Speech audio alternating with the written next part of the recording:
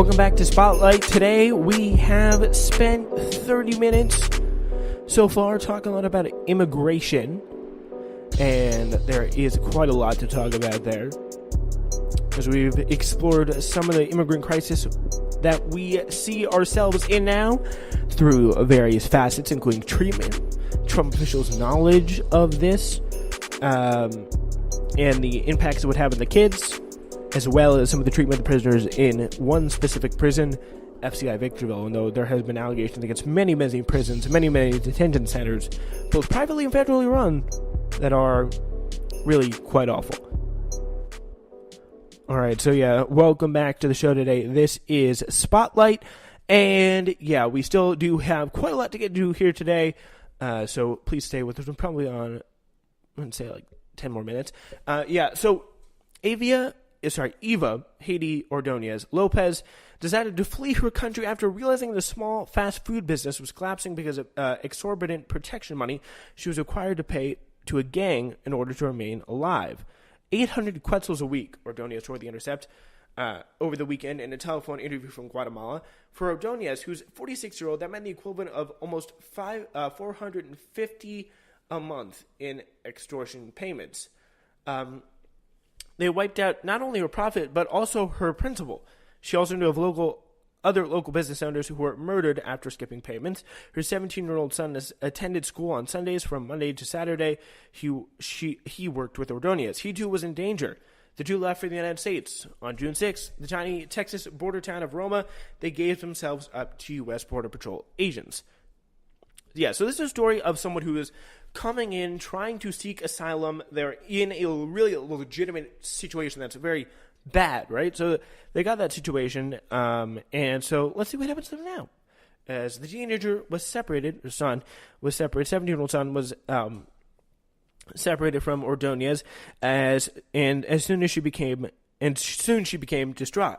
She was told that she would be quickly reunited from her son if she would agree to be deported. She decided not to even bother waiting for a credible fear asylum interview and was flown back to Guatemala on June 15th. She thought her son would already be there. If not, then he would arrive within days. Instead, now, almost 2 months later, the boy remains in a shelter in Texas. One of more than 400 children who have yet to be reunited with their parents who are now outside the U.S. They constitute the majority of 572 boys and girls as of Thursday who have not been. And by the way, this is Thursday, and this was published yesterday. So, as of this last Thursday, which was, and just to get the date specifically right here, the 2nd of August. As of this last Thursday. So, the boy still remains in a shelter, and they make up the majority of the 572. 400 children make up the majority of the 572 boys and girls who, as of Thursday, still have not been reunited with their mothers and fathers, according to filings from the U.S. District Court in San Diego. There, the ACLU has filed a suit challenging Trump administration of family separations, as they have in a lot of places, in a lot of areas. President Donald Trump issued an order on June 20th to stop separation. 6 days later, Judge Dana Sabraw ruled that the government must reunite separated parents and their children, about 2,500 of them within a month. Sabraw said the government is fully responsible for locating parents who have been deported, but so far there is no evidence, and a concerted effort is being made to find out who and where they are. The Trump administration even implied that the ACLU and other non-governmental organizations should do this work, a contention rejected by Sabraw because, the government made the bleep show in the first place. Why don't they put it back together? But those groups have not indicated that they know where the parents' whereabouts either. The ACLU said it had located only 13 parents because, they didn't do it. The government did. So they should know where these parents are. And the fact that they have not been able to take care or keep track of them is ridiculous. And the fact, this again gets us to the another one of these big problems. It's the lack of information, lack of records on these people. The fact that the government did not record where these people were coming from and where they really where they lived, and where they were being put to, where the kid was being put to, where the adult was being put to. It was just really disorganized just all-around shitty process. And yeah, you really could say that kind of sums up the whole family separation process as a whole, and you'd be right about that, but still, it is a situation that it's been very dramatic at times and very difficult to get these people back together. Deported parents and their loved ones have been calling the Intercept from Central America. Ordonez got the phone number of an Intercept reporter by the name of Debbie Nathan, who is talking about that as she is following this entire situation. And she got Nathan's phone number, the reporter, soon after being put in a detention center in Texas and just after being deported. This is Ordonez who got the phone number. Rudy Ramirez Mendez is another deportee who came to the attention of Debbie Nathan. He crossed into Texas from Guatemala in early June with his 9-year-old Rudy Jr. Like Ordonez, he felt despondent and frightened after being separated from his son. His only child died in infancy. His only child after another died in infancy about a decade ago. Ramirez said he quickly agreed to deportation after being told Rudy Jr. would be on the immigration and customs enforcement airplane with him. He got on the plane and realized his child. Guess what? Was he there? Was he not there? Oh, yeah, he was not there. He got on the plane and realized his child has not been there and has been emotionally devastated ever since. Back in Guatemala, he was hospitalized 2 days ago after anxiety caused one of his arms and half of his face to go numb. And this is a little kid who in the picture has like a Minecraft shirt on, the picture they put out there. So it's Rudy Mendez and Ingrid Lopez Mendez, who is the wife. So, yeah, very, very sad situation. Rudy Jr. remains a shelter somewhere in the Bronx.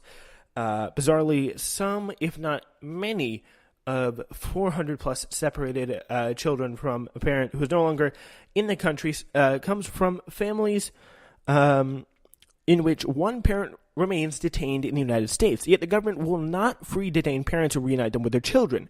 This is happening because many families who travel from Central America get split up at the northern Mexico border before crossing into the United States. As a result, one parent crosses with a child or children as a family unit, while the other crosses alone. Ramirez's family is an example. His wife is Ingrid Lopez Mendez. She left Guatemala in May with her husband and son. They expected to cross into Texas as a 3-person family. So Rudy Jr., and Ingrid. So Lopez was split from the others in Miguel Alemán, a small Mexican city across the border from Roma. Their smuggler divided them to make them less conspicuous to gangs and Mexican authorities at the river. He put Ramirez and Rudy Jr. into one group and Lopez into another. Rudy's crossed first, while Lopez hid under a stash house in Miguel Alemán for more than 5 days until the coyote deemed the coast clear enough for her to cross. Lopez was immediately apprehended. Only then did she learn her husband had been deported on June 14th, while her son remained in the United States. And what did the officials tell her? Oh, yeah, your child's going to be adopted by another family. Oh, what? She swore she would never leave America without Rudy Jr. She ended up in detention center at ICE's Port Isabel facility near Texas's Padre Island. She's been there now for almost 2 months. In late July, she was overjoyed to learn the ICE officials who run Port Isabel that Rudy Jr. From the ICE officials who run Port Isabel that Rudy Jr. was about to be able to fly from New York to Texas to be reunited with her. Lopez was instructed to trade her detention center uniform for street clothes and was assured her son would be free and Rudy would be on his way. Lopez, and can we just pause for a projection here briefly? She was dressed in her freedom clothes 1 day, 2 days, 5 days, 6 days, still no Rudy Jr.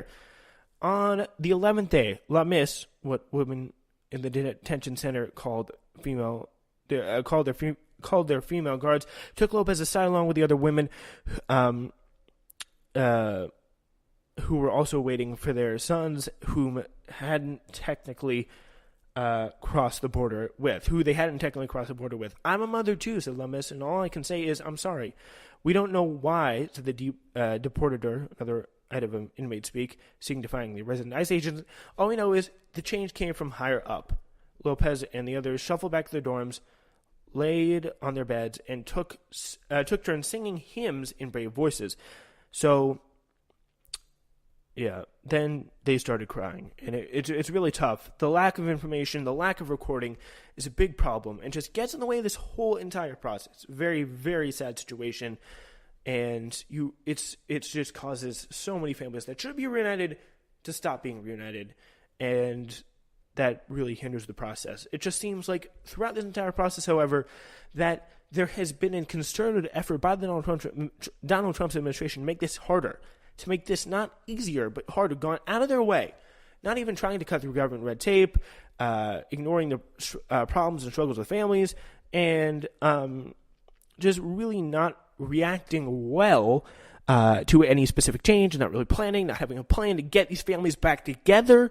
It's just been a really half-assed experience from Donald Trump, and considering the fact that his administration got us into this whole mess, this whole crisis. And these stories are going to keep coming, and they're going to keep making people sad. And if the Trump administration wants to get out of the incredible approval rating hole they're in, maybe they start putting on some extra work on this. Just my 2 cents. This has been this week's episode of Spotlight. Thank you so much for joining us. We will see you next week for another great investigative report.